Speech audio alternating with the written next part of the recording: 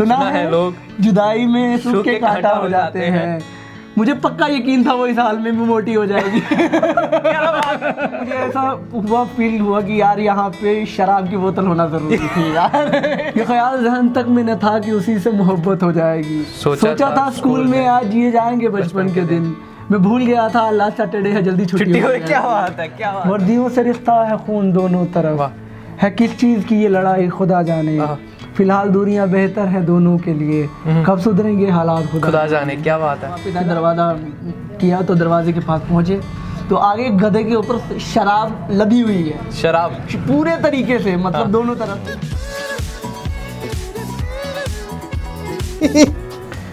जिन्हें मालूम नहीं मतलब वफा का है क्या, वो भी पूछते हैं मुझसे कभी इश्क हुआ है क्या। ना समझ ये दुनिया इतना भी नहीं समझती कि बिन मोहब्बत के भला कभी कोई शायर बना है क्या। शायर एक ऐसा शख्स जिसको शायद दुनिया ना समझ सके, लेकिन वो शायर दुनिया को और ज़िंदगी को इस कदर समझता है और दुनिया को समझाता भी है, ज़िंदगी के बारे में अपने लफ्ज़ों से बताता भी है। इसलिए आज मेरे साथ एक शायर ही हैं, रोहित वर्मा जी। बहुत ही बेहतरीन शायर है और जम्मू से ही है, तो मैं सोच रहा हूँ कि शुरुआत एक शेर से ही करें। हाँ, जैसे बात होती रही है, जैसे मैंने आते हुए बताया कि आज हमारे जम्मू की मायनास हस्ती पंडित विद्यारतन आसी साहब के मरे हुए आज 2 साल हो गए, तो उन्हीं के एक शेर से शुरू करूँगा। ना खुदाओं की पहचान तो होने दो, लोग खुद कश्तियों से उतर जाएंगे। क्या बात है। ना खुदाओं की पहचान तो होने दो, लोग खुद कश्तियों से उतर जाएंगे। तू ही आसी बता आखिरी वक्त हम, तू ही आसी बता आखिरी वक्त हम, तेरा दर्द छोड़कर किसके दर जाएंगे। आय हाय हाय, तेरा दर्द छोड़कर। तो ये मतलब शायरों की उसमें मतलब शायरी में ना सामने सामने में दर्द झलकता है, तो शायर का दर्द में होना ज़रूरी है क्या। ज़रूरी, जो आदमी अपने जीते जी ये शेर कह के गया है कि बहुत याद आ रहा हूँ ना, अभी ताज़ा मरा हूँ ना, तो आप समझ सकते हैं कि ये जो शायर की रेंज है वो कितनी बड़ी है। मतलब एक किस्सा है मिर्ज़ा गालिब साहब का कि वो अपने घर से बाहर निकले और उनके दोस्त उन घर से बाहर निकले अपने दोस्त के साथ, तो एक फ़कीर उनका शेर बोल रहा था। अच्छा। ये ना थी हमारी किस्मत की विसाले यार होता, अगर और जीते रहते यही इंतज़ार होता। तो थोड़ा और गए तो एक कोठे पे औरत गाना गा रही थी कि तेरे वादे पे जिए हम तो ये जान झूठ जाना, हम खुशी से मरना चाहते अगर एतबार होता। तो ये रेंज है शायर की। क्या बात है। कि वो एक फ़कीर भी गा सकता है, वो एक कोठे वाली भी गा सकती है। तो पंडित विद्यारतन आसी साहब उस मेयार के शायर हैं हमारे। जैसे पंडित विद्यारतन आसी साहब की ये बात कर रहे हैं, मैं इनको दर्शकों को बता दूं कि ये एकलव्य है और इन्होंने पंडित विद्यारतन जी को मतलब अपना गुरु माना था, कुछ ऐसा ही था। हाँ, एक्चुअली क्या हुआ था कि मैं जब शुरुआती दौर में हमेशा एक गुरु की, जैसे बुल्ले शाह हमेशा अपने फरीद के मुर्शिद के लिए भागते रहे, तो मैं कोशिश कर रहा हूँ, अभी भी कर रहा हूँ। तो मैंने उनको बोला कि सर मैं आपका शागिर्द बनना चाहता हूँ, तो उन्होंने पूरे तरीके से निगेट कर दिया और उन्होंने कहा कि किताबें पढ़ो। तो फिर किताबें पढ़ना शुरू हुई, तो मेरे दिमाग में वो शेर था मुनव्वर राना साहब का कि ऐसे ही नहीं खुद चलकर नहीं ये तर्ज सुखन आया है, पाँव दाबे हैं बुजुर्गों के तभी ये फन। हमें तो पाँव दबाने का मौका भी नहीं दिया हमारे शायरों ने। हमारे पाँव दबाओगे तो मतलब हाँ शायद शायरी निकल जाए। तो क्योंकि शायरों के साथ यानी कि उस तरीके के उस्तादों के साथ उस सोबत में रहना बहुत ज़रूरी है ना। जैसे बोलते हैं ना कि दोस्तों में अच्छे है भाई या बुरे, तो वो दोस्ती के जो माहौल है वो आपको सिखा रहा है। वो आदमी आपको कुछ नहीं सिखा रहा, लेकिन वो माहौल आपको सिखाता है। तो आप जैसे मिर्ज़ा गालिब साहब की बात ही, तो उनकी लाइफ से भी कहीं ना कहीं इन्फ्लुएंस रहा है। हाँ, पूरे तरीके से। मैं यानी कि एक उनके किस्से हैं जो मैं हैरान परेशान हो जाता हूँ। हाँ, जैसे एक किस्सा है उनका कि एक टाइम पे बहुत फ़कीरी में जी रहे थे और उनके बहुत कर्जदार हो चुके थे प्रॉपर तरीके से, तो उनको एक मुशायरे के लिए बुलाया गया। क्या बात है। तो उनकी जो बेगम थी वो बड़ी एक्साइटेड हो गई कि हम मुशायरे में जा रहे हैं। तो मिर्ज़ा साहब तैयार हो रहे थे, उन्होंने पूरे खाने की लिस्ट बना दी कि घर में चावल दाल आटा कुछ भी नहीं है, अब सब कुछ आ जाएगा। हाँ, सब कुछ आ जाएगा। तो उन्होंने लिस्ट दी, उन्होंने लिस्ट जेब में डाली और चले गए। तो मुशायरा ख़त्म हुआ, वापस आए, दरवाज़ा किया तो दरवाजे के पास पहुँचे तो आगे गधे के ऊपर शराब लदी हुई है। शराब पूरे तरीके से, मतलब दोनों तरफ से झूल रही है शराब। क्या बात। तो उन्होंने कहा कि ये किन्होंने कहा, ये उनकी वाइफ ने बोला कि ये क्या है। तो बोलती तुम तो खुदा को मानने वाली औरत हो। तो पीने का उसने कहा हिसाब खुद करो, खाने का तो वो करेगा ही। क्या बात है। तो अगर खाने का उसने किया तो फिर पीने का जुगाड़ तो मुझे करना पड़ेगा। खाने का अगर खुदा देख रहा है तो पीने का मैं देखूंगा। खुद क्या बात देखना पड़ेगा। तो मतलब इस तरीके के लोग और इतने हाजिर जवाब लोग और इतने बड़े बड़े लोग जिनको पढ़ने के बाद ऐसा लगता है जैसे जॉन एलिया के बारे में हम लोग पढ़ते हैं और उनको समझने की कोशिश करते हैं। और मैं थिएटर वाला हूँ तो मैं कुछ उस तरीके से भी समझने की कोशिश करता हूँ और ये समझने की कोशिश करता हूँ कि वो किस फिलॉसफी में बिलीव करते हैं। जैसे मेरे को एक उनकी चीज़ों को पता करते हुए पता चला कि वो निहिलिज्म नाम की एक टर्म होती है, यानी कि एक इज़म होता है जिसको वो पूरे तरीके से फॉलो करते हैं। और उस टर्म में ये होता है कि आप हर एक चीज़ को निगेट कर देते हैं। अच्छा। आप हर एक चीज़ को निगेट कर देते हैं। उनका एक शेर है जिसमें पूरे तरीके से वो चीज़ नजर आती है कि बहुत करीब आती जा रही हो, बिछड़ने का इरादा कर लिया है क्या। तो मतलब ये शेर लिखना और एक इज़म को फॉलो करके लिखना ये एक आर्ट है, ये कला है, हर किसी में नहीं हो सकता। और वो इकलौता आदमी है। शर्म, वहशत, झिझक, परेशानी, ये सब नाज से काम क्यों नहीं लेती आप, तुम, वो, ये सब क्या है, तुम मेरा नाम क्यों नहीं लेती। तो ये शायर है, वो शायर है, वो मतलब वो कहता है कि मैं शायर हूँ। लेकिन एक होता है ना, मतलब एक शायर जितने भी होते हैं तो एक एटीट्यूड उनका रहता है। हाँ, मतलब है ना, मतलब एक वो पता है उनका कि उनका ये औहदा है और वो लिखते हैं। तो वो औहदा हमको अब क्या है, हमारे बुजुर्ग हैं, है ना, ये औहदा हमको जो विरासत में मिला ये हमें गालिब साहब से मिला है। बिल्कुल। कि वो पूछते हैं कि गालिब कौन है, कोई बतलाए हमको कि हमको बतलाएंगे। तो अगर वो तो कैरी होगा, वो कैरी होगा क्योंकि बहुत सारे जब शुरुआती दौर में होते हैं बोलते हैं कि अगर आपको उर्दू सीखनी है तो आप इकबाल को पढ़िए या किसी और को पढ़िए, मगर अगर शायरी पढ़नी है तो गालिब को पढ़िए। जब आपने गालिब को पढ़ा तो आप शराब जरूर पियेंगे और मैं तो आप में आ ही जाएगी भाई साहब। बिल्कुल। तो वो चीज़ें रही। आप मतलब जैसे गालिब को फॉलो करते हैं। गालिब को तो मतलब मैंने सुना था शायद से आप भी उनकी जगह पे गए थे कहीं पे, किस्सा हुआ था मज़ार पे। हाँ, वो किस्सा बड़ा अच्छा है, मैं दोस्तों के साथ शेयर भी करूँगा कि हम उनके दरगाह के साथ ना बिल्कुल निज़ामुद्दीन औलिया साहब की वो है दरगाह है, तो हम लोग गए वहाँ पर फूल लेकर उनकी दरगाह पे चढ़ाए हमने। तो चढ़ाने के बाद वापस आए और हमने पूछा कि यहाँ पे सुना है मज़ार वगैरह है, तो हम चले गए वहाँ पे। तो जब मैं वहाँ पहुँचा था, उनका एक शेर है कि बाजी चाहे अतफाल है दुनिया मेरे आगे, होता है शब रोज़ तमाशा मेरे आगे। तो उनको देखते ही पहले तो वो शेर याद आ गया। और जब मैंने उनकी कवर को देखा तो मुझे ऐसा फील हुआ कि यार यहाँ पे शराब की बोतल होना जरूरी थी यार। इनकी मज़ार पे वो बनती है। तो आप लेके ही नहीं गए यार? वो मैंने बहुत सारे लोगों को कह के रखा, अगर अगली बार दिल्ली जाऊंगा तो जरूर। कौन सी वाली रखोगे? वो old monk, obviously old tong पीते थे वो। अच्छा। बट अब ओल्ड मॉन्क यानी कि वो रम पीने वाले आदमी थे और गम में रम पीते थे और क्या चाहिए उनको। तो उनका एक और किस्सा है, तो जो मैंने पढ़ा वो शायद सही है कि झूठ है। जैसे नसीरुद्दीन शाह साहब ने कहा था कि मैंने एक शेर सुना था उनका कि अहमकों की कमी नहीं गालिब, एक ढूंढो हजार मिलते हैं। मैं गारंटी के साथ कह सकता हूँ ये उनका शेर नहीं है, क्योंकि इतनी टुच्ची शायरी नहीं कर सकता। तो उनकी एक बात सुनी थी मैंने, बोलते वो शराब पीते थे अच्छे तरीके से। तो लोगों ने मुझसे पूछा कि गालिब साहब आपको कोई गम है क्या, आप जो इतनी शराब पीते हैं? तो बोलते उस दिन मुझे समझ में आया कि लोग गम में भी शराब पीते हैं। बोलते इसके बारे में मुझे नहीं पता था। मैं तो अपने सुरूर के लिए भी उनका जैसे मैंने एक चीज़ जो किताबों में पढ़ी है या जो बुजुर्गों से सुनी है, मैंने शराब के बारे में जो डिस्क्रिप्शन सुना है वो ये है कि आप रीति रिवाज या कास्टिज्म ये सब से ऊपर उठ जाते हो जब आप, क्योंकि हर एक चीज में हराम है शराब, है ना। तो आप उससे ऊपर जब उठ जाते हो तो फिर आपका एक आईक्यू लेवल ब्रॉड हो जाता है। थॉट है मतलब, है ना। क्या बात है। और आप किस तरीके से लेते हैं वो आपके ऊपर डिपेंड करता है ना। तो अगर मैं आपकी बात करूँ तो आपको किन चीज़ों में सुकून मिलता है? अगर आप एज मतलब शायर, किन चीज़ों में सुकून मिलता है? मैं सुकून ढूंढने की तलाश में हूँ भाई। अभी तक मिला नहीं? बिल्कुल नहीं मिला, क्योंकि क्योंकि हम उस उम्र में है कि हमको कुछ करना है। बिल्कुल, हमको कुछ करना है, कुछ करके दिखाना है कि मरने से पहले कुछ ऐसा हो जाए कि लोग हमारे बारे में बात करें या कुछ करें। तो अभी वो फ्रस्ट्रेशन चल रही है, वो स्ट्रगल चल रहा है, वो सब कुछ चल रहा है। लेकिन वो सुकून वाली जो बात है उसके लिए फिर जब पहाड़ों पे ही जाना पड़ता है भाई, वो पिन ड्रॉप साइलेंस जैसे अभी है। और साथ में रात का वक्त भी मैंने इसलिए चुना था क्योंकि मुझे भी थोड़ा अंधेरा पसंद है। थोड़ा सा सुकून मिलता है, मतलब इसमें भी ना थोड़ी शांति वगैरह होती है। बिल्कुल।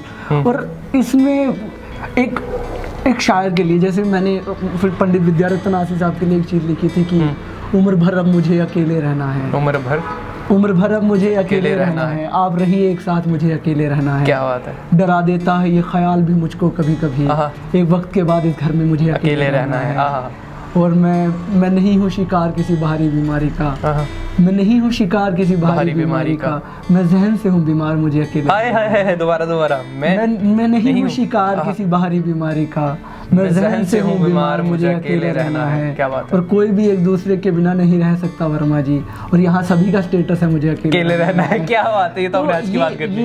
ये चीजें हैं। इसी से अब मुझे भी एक शेर याद आया, मैंने भी 4 लाइनें लिखी थी एक टाइम पे कि मेरी इस दुनिया का ये कैसा हाल हो रहा है, मेरी इस दुनिया का ये कैसा हाल हो रहा है कि नन्ही सी उम्र में भी आज सबको प्यार हो रहा है। मेरी इस दुनिया का ये कैसा हाल हो रहा है कि नन्ही सी उम्र में भी आज सबको प्यार हो रहा है। मैंने तो इश्क से कर ली है तौबा, मैंने तो इश्क से कर ली है तौबा, क्योंकि सुना है ये पहला प्यार भी आजकल 4-5 बार हो रहा है। बिल्कुल। तो यही है मतलब आजकल जो चल रहा है। हाँ बिल्कुल। और ये जरूरी भी है, क्योंकि वही मैंने पहले भी मैं कहा है कि ये सब जिंदा रहने के टोटके हैं। आपकी मुझे एक शेर मैंने पढ़ा था आपके इंस्टाग्राम पे, कुछ आपने लिखा था याद आएंगे कुछ दिन, वो भी चाहोगे जरूर पढ़िए आप। वो है कि मोहब्बत की राह गुर्बत के दिन, और कुछ तुम्हारे साथ गुजारे हुए दिन, सीखने लगे हैं काम किस्सा गोही का दोस्तों, किस्सा गोही मतलब कहानियाँ सुनाने। सीखने लगे हैं काम किस्सा गोही का दोस्तों, दस्तक दे रहे हैं दरवाजे पे बुढ़ापे के दिन। किस्सा गोही का सीखने लगे हैं काम दोस्तों, दस्तक दे रहे हैं दरवाजे पे बुढ़ापे के दिन। मिलना बिछड़ना तरकेश की बातें, मिलना बिछड़ना तरकेश की बातें, तुमने भी तो जिए होंगे चुतियापे के दिन। बहुत सही। तो ये है, ये हर आदमी की लाइफ में है, एक फेज होता है, मानना पड़ेगा। क्योंकि उस फेज से निकलने के बाद जब आप आगे बढ़ते जाते हैं और जब मुड़ के देखते हैं तो आपको लगता है कि यार क्या था, बेवकूफ था। हाँ, होता है ऐसा नहीं होना, ऐसा भी होता है ना। मतलब मैं अपनी भी 2014 की अगर फेसबुक की फोटो देखूं, मैं ये मैंने पोस्ट भी की थी, ऐसा हुआ भी था, होता ही है ना। जरूर। तो मतलब ऐसा हर किसी के साथ होता है। बिल्कुल होता है, और ये जरूरी है। यानी कि शिव कुमार बटालवी साहब को बोलता है कि एक जो इंटेलेक्चुअल है, जो पढ़ने में यकीन रखता है या जो फील करने में बिलीव करता है, उसके साथ ये उम्र भर ये त्रासदी रहेगी। वो सिस्टम के हिसाब से नहीं चल पाएगा, और सिस्टम को उसके ऊपर हमेशा ये शिकायत रहेगी कि यार हमारे साथ बैठ के तुम खाना क्यों नहीं खाते, क्योंकि तुम्हारे खाना खाने में और मेरे खाना खाने में जमीन आसमान का फर्क है। जैसे उनकी जॉन एलिया साहब की एक बोबो है, तो उनको बड़ा दुख था हिंदुस्तान छोड़ने का, मतलब इतना दुख था कि हम सोच भी नहीं सकते। तो वो बताते थे कि वो रात को आ जाते थे मुशायरे से बाहर, तो वो बोलते थे खाना अगर है तो कुछ भी बांध दो, तो बोलते अलग अलग टिफिन में बांध दूं, बोलते नहीं एक ही टिफिन में डाल दो, खाना ही है और अंदर जाकर मिक्स नहीं होना है। तो मतलब खाने का जो तरीका है वो अलग है ना। और वो शायर आदमी है, और उनकी जो बातें थी वो अलग नहीं। जितने भी मतलब शायर थे, हर किसी का अलग अलग थॉट प्रोसेस रहता है, अलग अलग सोच रहती है। गालिब जी की बात करें तो जॉन एलिया की बात करें, शेर भी अलग थे, सोच भी अलग थी। अगर मैं आपकी बात करूं तो मतलब जब आप शेर लिखते हो तो आपकी क्या सोच रहती है, मतलब अपनी आप बीती के ऊपर लिखते हैं, किसी का देख के या सराउंडिंग्स में देख के, क्या सोच क्या रहती है एक शायर की लिखते वक्त? यानी कि ये तो पहला तो फर्स्ट एक्सपीरियंस ही होता है। आप किस हालात से जूझ रहे हो, आप समाज को देख रहे हो, आप लोगों के साथ टाइम स्पेंड कर रहे हो। और एक चीज़ तो आप माननी पड़ेगी, ये सारी दुनिया को माननी पड़ेगी कि इमोशन जो है वो कभी नहीं मरता, बिल्कुल कभी नहीं मरेगा, है ना।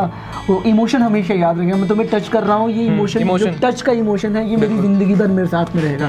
मैं अंधा हो जाऊंगा, बहरा हो जाऊंगा, लेकिन जब तुम मुझे टच करोगे मुझे समझ में आ जाएगा कि ये स्मेल का भी इमोशन होता है, घर की स्मेल होती है, आपको उससे घर की याद आ जाएगी, होता है। तो ये जब तक वो फील करने वाला नहीं, बिल्कुल है ना। मैं लिखने, मैं शायर नहीं हूँ, मैं अपने आप को पूरे तरीके से ये निवेदन करता हूँ कि मैं शायर नहीं हूँ। हाँ, मुझे सुनने का शौक है, मुझे पूरे तरीके से सुनने का शौक है। आप मुझे बैठा के घंटों बातें करते रहो, मुझे सुनाते रहो, कहानियां सुनाते रहो, अपनी लाइफ की हिस्ट्री सुनाते रहो, मुझे बड़ा मजा आता है। क्योंकि मैं भी पिछले 1.5 घंटे से बात कर रहा हूँ। ये मैं आपकी बात सच मान लेता हूँ। एक ना मैंने आपका शेर पढ़ा था, मुझे बहुत अच्छा लगा था वो, कि मैंने जानबूझकर ही उस दिन उसे पैदल चलने को कहा था। कुछ ऐसा शेर था, मैं पूरी गजल सुनना चाहूंगा वो प्लीज। वो इस तरीके से था कि मैं ये सोचकर मिला था उससे कि उससे जान पहचान हो जाएगी, मैं ये सोचकर मिला था उससे जान पहचान हो जाएगी। ये जहन तक में ख्याल नहीं था कि उसी से मोहब्बत हो जाएगी। क्या बात है। ये ख्याल जहन तक में न था कि उसी से मोहब्बत हो जाएगी। सोचा था स्कूल में जिए जाएंगे बचपन के दिन, सोचा था स्कूल में आज जिए जाएंगे बचपन के दिन। मैं भूल गया था लास्ट सैटरडे है जल्दी छुट्टी हो जाएगी। क्या बात है, क्या बात है। मैं भूल गया था लास्ट सैटरडे है जल्दी छुट्टी हो जाएगी। और शेर इसमें यह है कि आज ये तय हुआ था कि उसके माथे को चूमूंगा। हाय क्या बात है। आज ये तय हुआ था कि उसके माथे को चूमूंगा। मुझे पता नहीं था वो मेरे कंधे पे सो जाएगी। ओह, मुझे पता नहीं था वो मेरे कंधे पे सो जाएगी। और सुना है जुदाई में लोग सूख के कांटा हो जाते हैं। सुना है लोग जुदाई में सूख के कांटा हो जाते हैं। मुझे पक्का यकीन था वो इस हाल में भी मोटी हो जाएगी। क्या बात है, बहुत सही, बहुत अच्छा। यकीन था वो इस हाल में भी मोटी हो जाएगी। और मैंने जानबूझकर कहा था कि चलो आज पैदल ही चलते हैं। मैंने जानबूझकर कहा था उससे चलो आज पैदल ही चलते हैं। मैंने देखी थी वेदर रिपोर्ट, मुझे पता था बारिश होने वाली। ये मेरा फेवरेट है। क्या बात, मुझे पता था मैंने देखी थी वेदर रिपोर्ट, मुझे पता था बारिश हो जाएगी। मैं इससे भी नहीं, इसलिए भी नहीं बताता उससे मैं किससे मिलता जुलता हूँ। मैं इसलिए भी नहीं बताता उससे मैं किससे मिलता जुलता हूँ। मुझे मालूम है वर्मा का नाम सुन के वो पागल हो जाएगी। क्या बात है जी, बहुत बहुत शुक्रिया। क्या बात है, बहुत सही, बहुत अच्छा। मतलब माहौल बना है कसम से। एक और हो जाए, इस पे नहीं रुकना मैंने, एक और हो जाए। कि मैं इस चीज़ को मैं घड़ी घड़ी में बताना कोशिश करता हूँ। मैं सबके साथ मेरी वही बातचीत होती है कि आपके जहन में जो भी आ रहा है ना, यू जस्ट एक्सप्रेस योरसेल्फ, जैसे भी कि आप जैसे भी हो सकता है। क्योंकि इसलिए लोग राइटर बनते हैं, इसलिए लोग पेंटर बनते हैं, इसलिए लोग एक्टर बनते हैं कि वो अपने आप को एक्सप्रेस करना चाहते हैं। वो एक्सप्रेशन जब तक निकलेगा नहीं तब तक वो आपको घोट के वो आपको पागल कर देगा, वो आपको पागल कर देगा। 10 साल मैं सोचता हूँ कि जॉन एलिया ने एक कमरे में गुजार दिए, वो 10 साल का फ्रस्ट्रेशन क्या होगा आप इमेजिन नहीं कर सकते। तो जब तक आप एक्सप्रेस नहीं, जब वो उसने एक्सप्रेस करना शुरू किया उन्होंने, तो लोगों को पता चलता था कि यार इस बंदे ने क्या त्रासदी देखी होगी अपनी लाइफ में। मुझे एक शेर याद आ गया, मैंने भी लिखी थी, अचानक से पता नहीं क्यों याद आया कि हर पल खामोश में रहता हूँ, हर पल खामोश में रहता हूँ, बिन पिए मदहोश में रहता हूँ, हर पल खामोश में रहता हूँ, बिन पिए मदहोश में रहता हूँ, एक पागल सा मैं शायर हूँ, बिन वजह अफसोस में रहता हूँ। वाह, क्या बात है, मेरा है कि मैं बिन वजह अफसोस में रहता हूँ। क्या बात है, क्या बात। और ये बहुत ज़रूरी है, बहुत ज़रूरी है।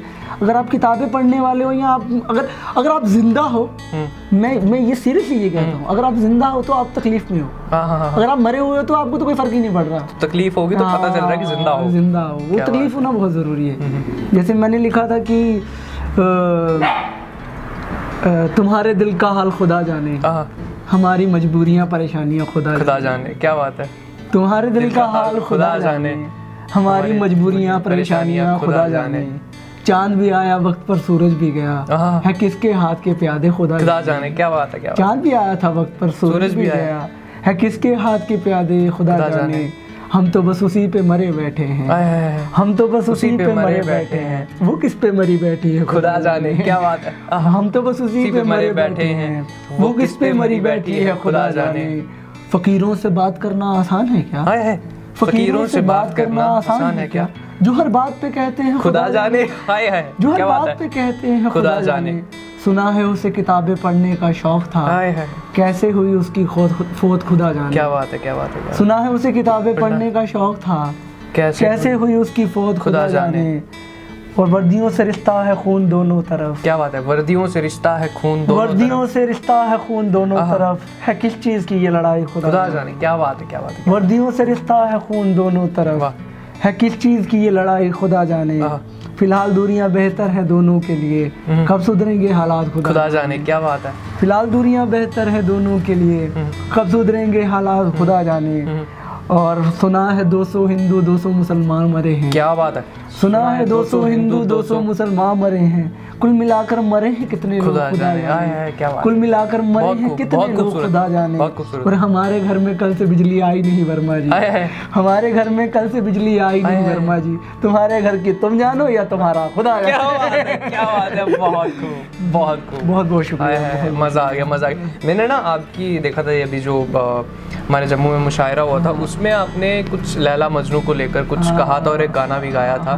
मैंने वीडियो देखी थी। हाँ, वो मेरा एक ख्वाब है यार। हाँ। वो उस ख्वाब के लिए मुझे लगता है उसके लिए मुझे मरना पड़ेगा या क्या होगा मुझे नहीं पता, क्योंकि वो ऐसा ख्वाब है जो एक तो मुझे ये समझ में नहीं आया कि ये बंटवारा क्यों हो गया, कभी समझ में नहीं आया। और वो त्रासदी शायद मेरे ख़ानदान में उससे कोई लेना देना नहीं है। मेरी जो मम्मी है वो शिव बटाले की रहने की वाली है, जो पंजाब में है, बटाला। हाँ, शिव बटाला। तो मुझे उस त्रासदी को कभी महसूस नहीं किया मैंने, बट उस त्रासदी को मैं रोज़ जीता हूँ। यानी कि मैंने जैसे अमृता प्रीतम जी ने कहा था कि आज आँखां वारे शानू कि तो कबरा विचों बोल किते अज किताबे इश्क दा कोई अगला वर्का खोल किते रोई सी धी पंजाब दी तो लिख लिख मारे वैन अज लखां धीआं रोंदियां तैनूं वारे शानू कहन। क्या बात। तो उन्होंने उस हाल को इतनी ब्यूटीफुली जस्टिफाई किया। और मैंने एक ख्वाब देखा कि ख्वाब देखो ना कितना अच्छा है, सुनो तो सही। ख्वाब देखो ना कितना अच्छा है, सुनो तो सही। हमने सरहद से सारी कंटीली तारें उतार दी, हाथ में जब खून आया तो पानी से धो भी दिया। देखो ना हाथों से जाते नहीं ये कंटीली तारों के निशान। क्या बात है। देखो ना हाथों से जाते नहीं ये कंटीली तारों के निशान। मैंने मिट्टी से वापस भर दिए वो सारे बंकर यहाँ छुपकर सिपाही बैठा करते थे। क्या बात है। मैंने मिट्टी से वापस भर दिए वो सारे बंकर जहाँ छुपकर सिपाही बैठा करते थे। मैंने तोड़ दिया बागा बॉर्डर का वो गेट जहाँ दो भाई आकर अपनी लात को मुंह तक पहुंचाकर मदारी का खेल खेलते थे। क्या बात है, क्या बात है, क्या बात है। माफ करना मैं उस तरफ नहीं, क्या बात है, क्या बात है। वाह। अटारी बोलना चाहिए था क्योंकि हमारे यहाँ पे अटारी पड़ता है। क्या बात है। मैंने तोड़ दिया अटारी बॉर्डर का वो गेट जहाँ पर दो भाई आकर अपनी लात को मुंह तक पहुंचाकर मदारी का खेल खेलते थे। साफ सुथरा खाली मैदान है, आओ ना अब मिलकर पतंगे उड़ाते हैं। साफ सुथरा खाली मैदान है, आओ ना अब मिलकर पतंगे उड़ाते हैं। तुम भी बुला कर ले आओ सबको, मैं भी सबको बुला कर लाता हूँ। बैठते हैं गपशप लगाते हैं, पीकर बेहद शराब सोनी महिवाल के गीत गाते हैं। क्या बात है। डूंगा पानी दूर कनारा कीते कौन जरूरी जाना डूंगा पानी दूर। कुछ अधूरे हैं सपने, चलो ना उन्हें पूरा करते हैं।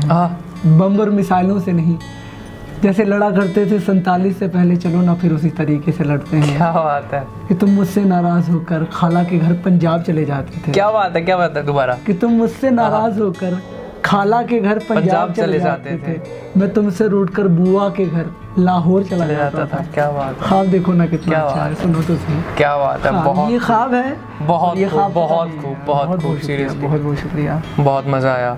लेकिन ये सरहद का जिस तरह से दर्द शिव कुमार बटालवी साहब ने भी कहा है अपने, उनका एक ही इंटरव्यू था इकलौता, लेकिन वो शो के मुकाबले था। हाँ बिल्कुल बिल्कुल बिल्कुल। मैं हमेशा जब भी किसी आदमी से मिलता हूँ, क्योंकि आप फर्स्ट इंप्रेशन में समझ जाते हो कि ये आदमी क्या है। और अगर वो कहीं एक चीज रह गई है तो आप दूसरी मुलाकात का इंतजार कर रहे होते हैं। आप बेचैन है, आपको रात भर नींद नहीं आती कि मुझे उस आदमी से फिर से मिलना है। क्या बात है। वो रह गया अंदर कि यार शिव कुमार बटालवी साहब के 1-2 इंटरव्यू होते तो और क्या ही होता। लेकिन उन्होंने जो एक इंटरव्यू में अपने आप को जिस तरीके से प्रेजेंट किया है वो काबिल तारीफ, बिल्कुल काबिल तारीफ है। लेकिन आपसे जुड़कर, आपसे बातें करके, मतलब जो मैं कहूँगा ना, एक पता नहीं आपने रूह को अंदर से जगा दिया। खास तौर पर जिस तरह से बंटवारे की बात की है, उससे पहले जितनी भी बात हुई, मेरी रूह कसम से वो ऐसे कहते हैं ना, अंदर से काम की है। बहुत मजा आया आपसे बात करे। अब अंत में चाहूँगा कि बटालवी साहब का जो गाना लिखा हुआ था, एक कुड़ी जिदा नाम मोहब्बत, उन्हीं की तरह गाते हुए हम अंत करेंगे और दर्शकों से भी इजाजत चाहेंगे, प्लीज। एक कुड़ी जिदा नाम मोहब्बत, हम है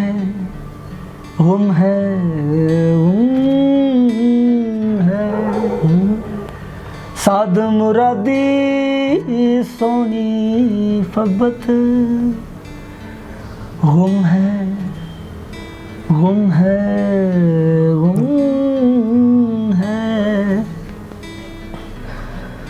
सूरत उसदी परियां वर्गी, हजरत दी ओ महरम लग दी